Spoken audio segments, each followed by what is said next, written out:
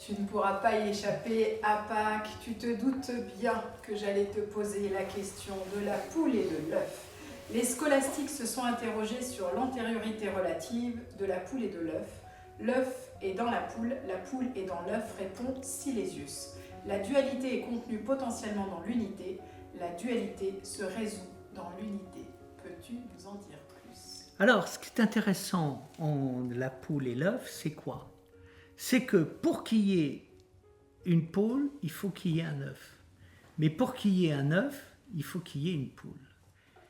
Et donc, on pose le problème, qui est antérieur à qui?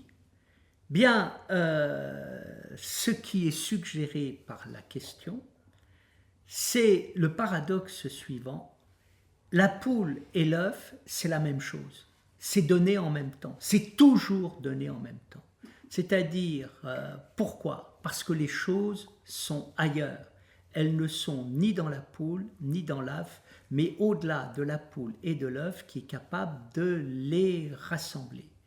Qu'est-ce qui n'est pas dit dans la relation entre la poule et l'œuf et qui permet de comprendre ce que ça signifie? Ce qui n'est pas dit, c'est ce qu'on appelle le processus. Et la question qui nous est posée nous invite à aller au-delà des images figées. La poule n'existe pas, l'œuf n'existe pas, parce que l'œuf et la poule sont les éléments d'un élément invisible qu'on ne voit pas apparaître et qui est l'élément du processus. Qu'est-ce que c'est que l'élément du processus? L'élément du processus, c'est la croissance, qui ne cesse de croître et qui passe par un œuf qui devient une poule, laquelle va créer des œufs qui vont donner naissance à des poules. Et ça croît, c'est l'image même de ce qu'on appelle le processus en expansion. Mais derrière le processus en expansion, on retrouve le mystère de l'unité dont nous avons parlé lorsque nous avons parlé de l'un. La caractéristique de l'un, c'est que l'un, c'est l'être, et l'être, c'est l'être de l'être. Et donc, il y a de l'être parce qu'il y a de l'être de l'être, et il y a l'être de l'être parce qu'il y a de l'être, et que les deux sont donnés ensemble. Et que l'être est toujours à la fois l'un, qui est au-delà de la diversité, et d'autre part, il est dans la diversité qui est au-delà de l'un, parce qu'il est au-delà de tout. Donc là, nous devons utiliser et avoir cette vision des choses. Alors cette vision des choses est très intéressante. Pourquoi? Parce qu'elle nous ramène à l'expérience du Christ et elle nous emmène dans l'expérience de la libération spirituelle et intérieure. Qu'est-ce qui est caractéristique dans les enseignements taoïstes et bouddhistes?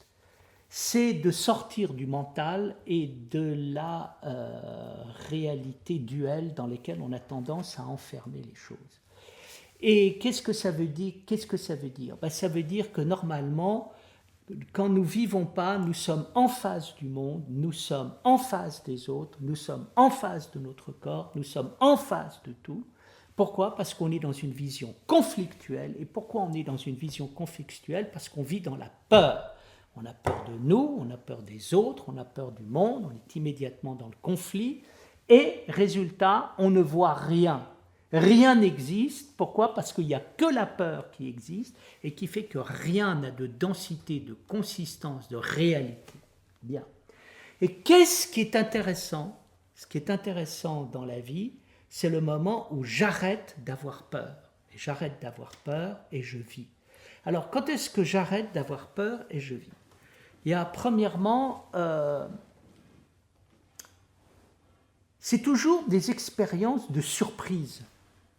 Alors, les expériences de surprise, il y en a 3. La première, c'est la catastrophe. Je n'arrête pas de vivre en conflit et j'entends ma voix intérieure qui dit maintenant tu t'arrêtes et maintenant tu te calmes.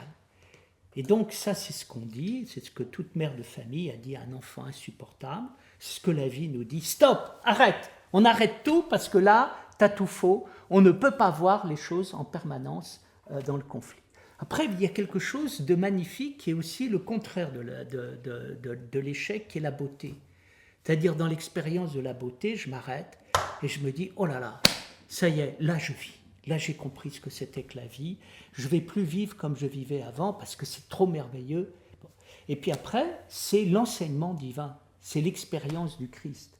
C'est-à-dire, qu'est-ce que c'est Berdyaev a une phrase magnifique. Il dit, quelle est la première parole que Dieu dit à l'homme? Il dit à l'homme, sois.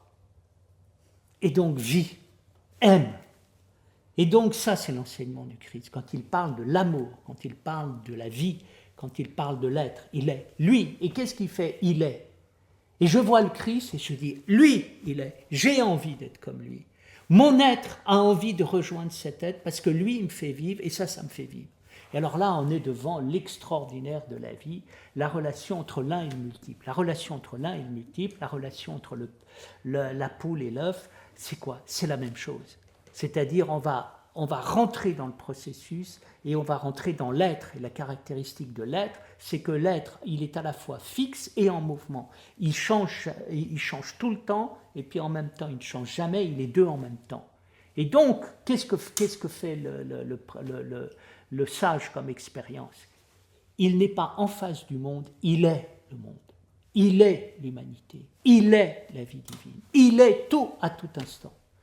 Hein? Et donc on peut dire, la poule et l'œuf, c'est pas opposé, la poule c'est l'œuf c'est la poule, il n'y a ni poule ni œuf, il y a la vie.